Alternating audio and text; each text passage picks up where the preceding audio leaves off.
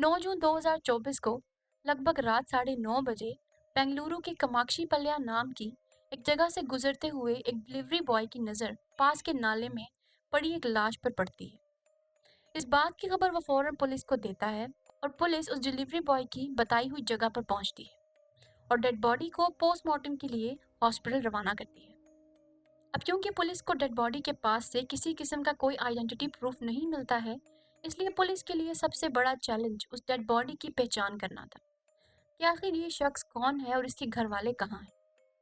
Police पास के बाकी police station में भी उस डेड बॉडी की खबर करती है ताकि जल्द से जल्द उसकी पहचान करवाई जा सके।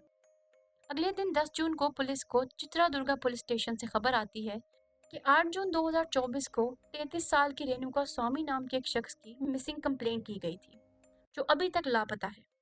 इस खबर के बाद पुलिस जब चित्रादुर्गा में रहने वाले रेणुका स्वामी के घर वालों को डेड बॉडी की पहचान करवाने के लिए बुलाती है, तो पता चलता है कि डेड बॉडी उनके बेटे रेणुका स्वामी की ही है।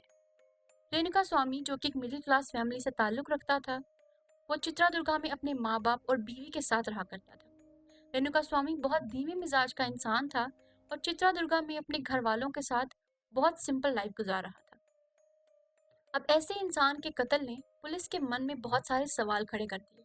इन्हीं सवालों के जवाब ढूंढते हुए 10 जून 2024 को कामाक्षी पल्लिया के पुलिस स्टेशन में 3 आदमी रघुविंद्रा, कार्तिक और केशव मूर्ति आते हैं, जो पुलिस को बताते हैं कि रेणुका स्वामी का कत्ल इन तीनों ने किया है।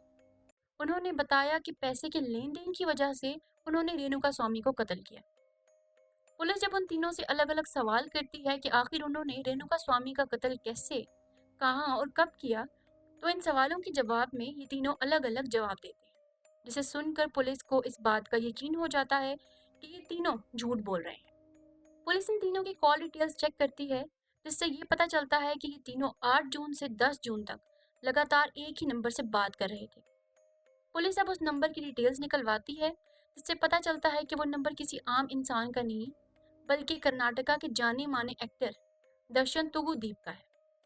पुलिस के लिए ये समझना बहुत मुश्किल था कि आखिर आम सी जिंदगी गुजारने वाले रेणुका स्वामी की जाने माने एक्टर से क्या दुश्मनी हो सकती है। इस सारे मामले को समझने से पहले हमें दर्शन की कंट्रोवर्शियल लाइफ को समझना जरूरी है। दर्शन कर्नाटका फिल्म इंडस्ट्री के काफी फेमस एक्टर माने जाते हैं, लेकिन दर्शन की लाइफ की बात करें तो उनकी पर्सनल और प्रोफेशनल लाइफ दोनों ही काफी कंट्रोवर्शियल रही है। दर्शन ने 2003 में विजय लक्ष्मी नाम की औरत से शादी की, जिससे उनका एक बेटा भी था। दुनिया वालों के सामने तो इन दोनों की लाइफ बहुत अच्छी थी, लेकिन 2011 में दर्शन की वाइफ ने इनके खिलाफ मारपीट और अटेम्प्ट टू मर्डर का केस दर्ज करवाया। बाद में विजय लक्ष्मी ने केस वापस ले लिया, लेकिन ये मामला यहीं तक नहीं रुकता है।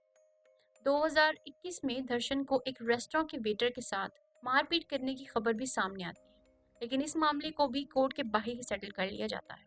इन्हीं सब मसलों के बीच दर्शन की दोस्ती कर्नाटका की रहने वाली फैशन मॉडल पवित्रा गौड़ा से होती है।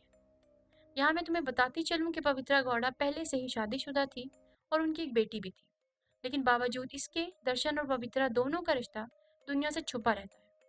लेकिन 2024 में पवित्रा ने अपने इंस्टाग्राम अकाउंट पर एक रील पोस्ट की, जिसमें उन्होंने लिखा कि आज उनके और दर्शन के रिश्ते को 10 साल हो चुके हैं। ये पोस्ट देखते ही दर्शन के फैंस ने पवित्रा की पोस्ट पर उसके बारे में बुरे बुरे कमेंट्स करना शुरू कर दिए, क्योंकि साउथ इंडियन फिल्म इंडस्ट्री के फैंस अपने एक्टर या एक्ट्रेसेस को भगवान की तरह पूजते हैं, इसलिए उनके खिलाफ किसी किस्म की बात सुनना भी बर्दाश्त नहीं करते।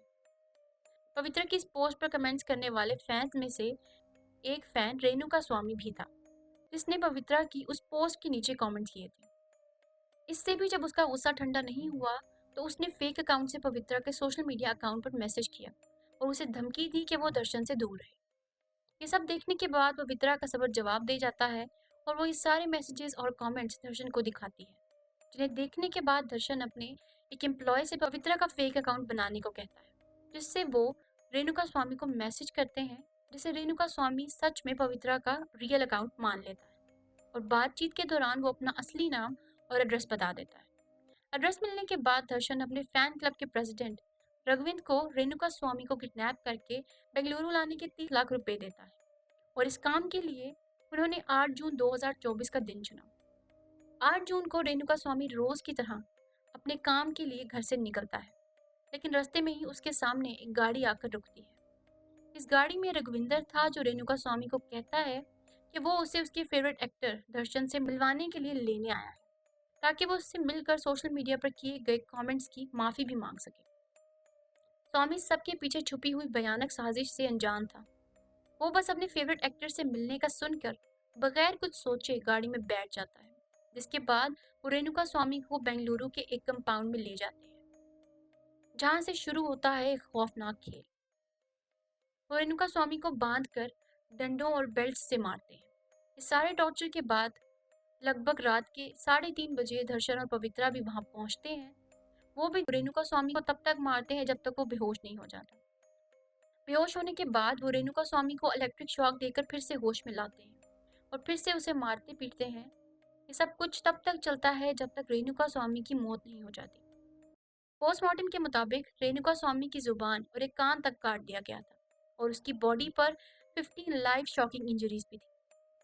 रेणुका स्वामी को जान से मार देने के बाद वो लोग उसकी डेड बॉडी को एक गाड़ी में रखकर कामाक्षी पल्या के एक नाले में फेंक देते हैं। इसके बाद दर्शन इन तीनों आदमियों को कहता है कि क्या वो इस जुर्म का इल्जाम अपने सर ले सकते हैं। वो इन्हें इसके अच्छे खासे पैसे देगा और वो तीनों आदमी मान भी जाते हैं और पुलिस के पास आते हैं और बताते हैं कि रेणुका स्वामी का कत्ल उन तीनों ने किया है। लेकिन पुलिस को उन तीनों का यूं खुद से पुलिस स्टेशन आकर जुर्म कबूल करना अजीब लगता है और मजीद इन्वेस्टिगेशन के जरिए पुलिस असल मुजरिम तक पहुंच जाती है। पुलिस ने अब तक दर्शन और पवित्रा को मिलाकर 17 लोगों को अरेस्ट किया है, जबकि दर्शन को 14 दिन के पुलिस रिमांड में रखा गया है।